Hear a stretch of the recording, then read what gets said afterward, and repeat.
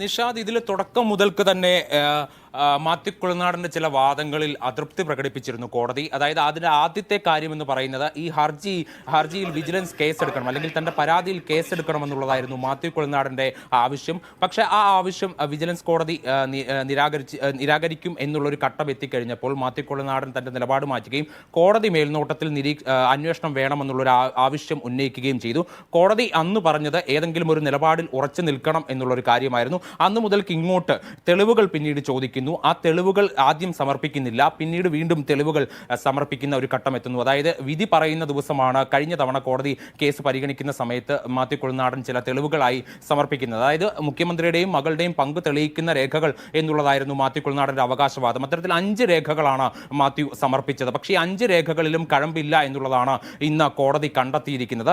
അതിൽ കോടതി നിരീക്ഷിക്കുന്ന ഒരു പ്രധാനപ്പെട്ട കാര്യമുണ്ട്. അതായത് വിധിപ്പകർപ്പിലെ 29ാമത്തെ പോയിന്റ് 30ാമത്തെ പോയിന്റ് ഏറ്റവും പ്രധാനപ്പെട്ട ഒന്നാണ്. അതായത് CMRLന്റെ ചീഫ് ഫിനാൻഷ്യൽ ഓഫീസറിന്റെ കൺഫഷൻ സ്റ്റേറ്റ്മെന്റ് പ്രകാരം വിവിധ പാർട്ടികളുടെ ഭാരവാഹികൾ, നേതാക്കളൊക്കെ അവർക്ക് പല ആളുകൾക്കും പണം നൽകിയിട്ടുണ്ട്. നമ്മൾ ആദായ നികുതി സെറ്റിൽമെന്റ് ബോർഡിന്റെയൊക്കെ കണക്ക് വന്ന സമയത്ത് നമ്മൾ കണ്ടിരുന്നു, രമേശ് ചെന്നിത്തലയുടെ അടക്കം പേര് അതിനകത്തുണ്ടായി, PK കുഞ്ഞാലിക്കുട്ടിയുടെ അടക്കം പേര് അതിനകത്തുണ്ടായി. പക്ഷേ കോടതി ചോദിക്കുന്ന ചോദ്യം, എന്തുകൊണ്ടാണ് പിണറായി വിജയൻ, എക്സാലോജിക് സൊല്യൂഷൻസ്, വീണ തൈക്കണ്ടിയിൽ ഈ 3 പേർക്കെതിരെ മാത്രം അന്വേഷണം ആവശ്യപ്പെട്ടുകൊണ്ട് കേസെടുക്കണമെന്ന് ആവശ്യപ്പെട്ടുകൊണ്ട് മാത്യു കോടതിയെ സമീപിച്ചത്?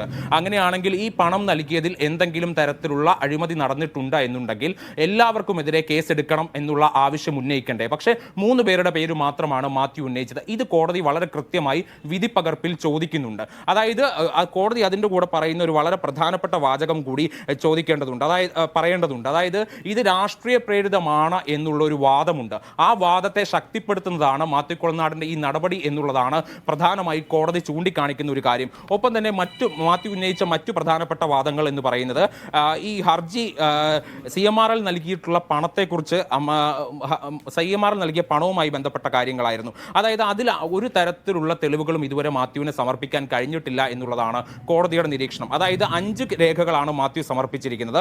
ഒന്ന്, കേന്ദ്ര സർക്കാർ സ്വകാര്യ മൈനിങ് പാട്ടക്കരാർ റദ്ദാക്കണമെന്ന് നിർദ്ദേശിച്ച ഉത്തരവ്. 2, KREML നൽകിയ പാട്ടക്കരാർ റദ്ദാക്കണമെന്ന മൈനിങ് ആൻഡ് ജിയോളജി ഡയറക്ടറുടെ ഉത്തരവ്. സ്വകാര്യ കമ്പനികൾക്ക് നൽകിയ പാട്ടക്കരാറുകൾ റദ്ദാക്കാൻ വ്യവസായ വകുപ്പ് പ്രിൻസിപ്പൽ സെക്രട്ടറിക്ക് മൈനിങ് ജിയോളജി ഡയറക്ടർ നൽകിയ കത്ത്.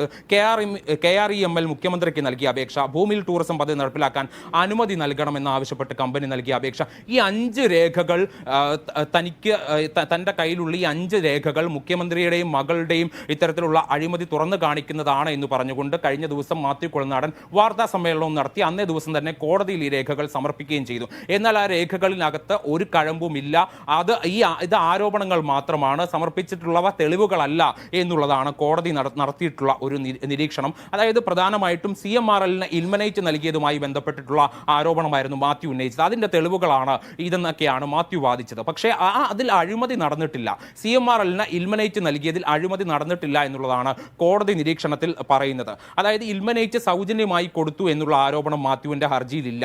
ഈ ഇടപാടിൽ CMRLന് എന്ത് ലാഭമുണ്ടായി എന്ന് മാത്യുവിന് തെളിയിക്കാൻ ഇതുവരെ കഴിഞ്ഞിട്ടില്ല.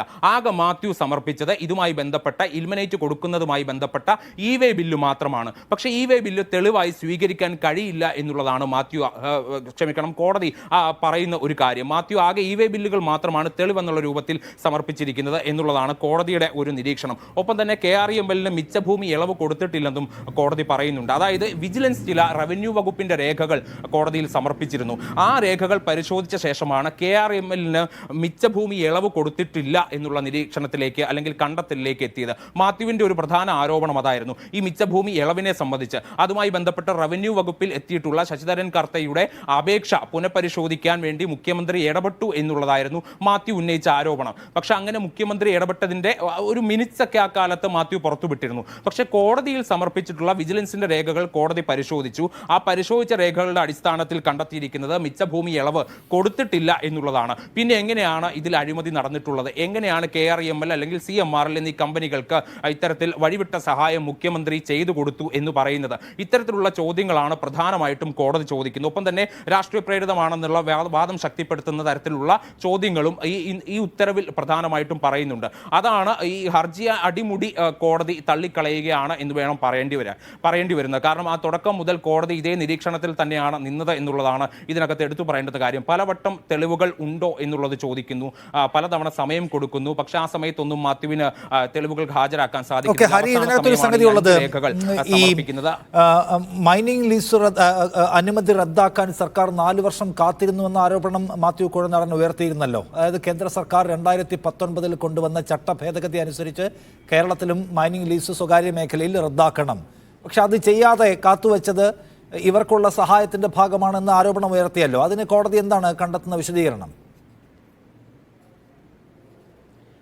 നിഷാദ്, അതിനകത്ത് മാത്യുവിന് അല്ലെങ്കിൽ ഈ 4 വർഷം കാത്തിരുന്നു കൊണ്ട് ഇവർക്ക് അതിനുവേണ്ട സഹായം ചെയ്തു കൊടുത്തു എന്നുള്ളതാണ് മാത്യു ഉന്നയിക്കുന്ന പ്രധാനപ്പെട്ട ആരോപണം. പക്ഷേ ആ ആരോപണം ശരിവെക്കുന്ന തെളിവുകൾ ഹാജരാക്കാൻ സാധിച്ചിട്ടില്ല എന്നുള്ളതാണ് കോടതിയുടെ നിരീക്ഷണം. എന്തെങ്കിലും തരത്തിലുള്ള തെളിവുകൾ ഉണ്ടെങ്കിൽ മാത്രമാണ് കോടതി അതേക്കുറിച്ചുള്ള നിരീക്ഷണത്തിൽ കൂടുതലായി എന്തെങ്കിലും പറയുന്നത്. പക്ഷേ വിധിപ്പകർപ്പ് വായിച്ചപ്പോൾ അതിനകത്ത് കോടതി പറയുന്നത് ആരോപണത്തിൽ യാതൊരു തരത്തിലുള്ള കഴമ്പുകളുമില്ല, അങ്ങനെ എന്തെങ്കിലും ഉണ്ടെങ്കിൽ തെളിവുകളായിരുന്നു ഹാജരാക്കേണ്ടത്. കോടതി പലവട്ടം അത് ആവശ്യപ്പെട്ടതാണ്. പക്ഷെ അപ്പോഴും ഈ 4 വർഷം കാത്തിരുന്നുകൊണ്ട് ഇവർക്ക് സഹായം ചെയ്തു കൊടുക്കാൻ വേണ്ടിയിട്ടാണ് ഇത് ചെയ്തത്, സർക്കാർ ചെയ്തത് എന്നുള്ളത് തെളിയിക്കാൻ മാത്യുവിന് സാധിച്ചിട്ടില്ല എന്നുള്ളതാണ് വിധിപ്പകർപ്പിൽ പറയുന്നത്. ഈ മാത്യു ഉന്നയിച്ച ആരോപണങ്ങൾക്കെല്ലാം കോടതി ചൂണ്ടിക്കാണിക്കുന്നതും അതേ പ്രശ്നമാണ്. മാത്യു സമർപ്പിച്ചിട്ടുള്ള തെളിവുകൾ അതിനെല്ലാം അപര്യാപ്തമായിരുന്നു എന്നുള്ളതാണ്. മാത്യുവിന്റെ ഒരു പ്രധാന ആരോപണം എന്ന് പറയുന്നത് ഇപ്പോൾ ചോദിച്ച കാര്യങ്ങൾക്ക് principal secretary mining and geology director നൽകിയ കത്ത്, പ്രിൻസിപ്പൽ സെക്രട്ടറിക്ക് നൽകിയ കത്ത്, ആ കത്താണ് ഇതിനകത്ത് ഏറ്റവും പ്രധാനപ്പെട്ട തെളിവ് എന്നുള്ളതായിരുന്നു മാത്യു ചൂണ്ടിക്കാണിച്ചിരുന്നത്. പക്ഷേ കോടതി അത് മുഖവിലേക്ക് എടുത്തിട്ടില്ല. അത് മതിയാവില്ല, പര്യാപ്തമല്ല എന്ന്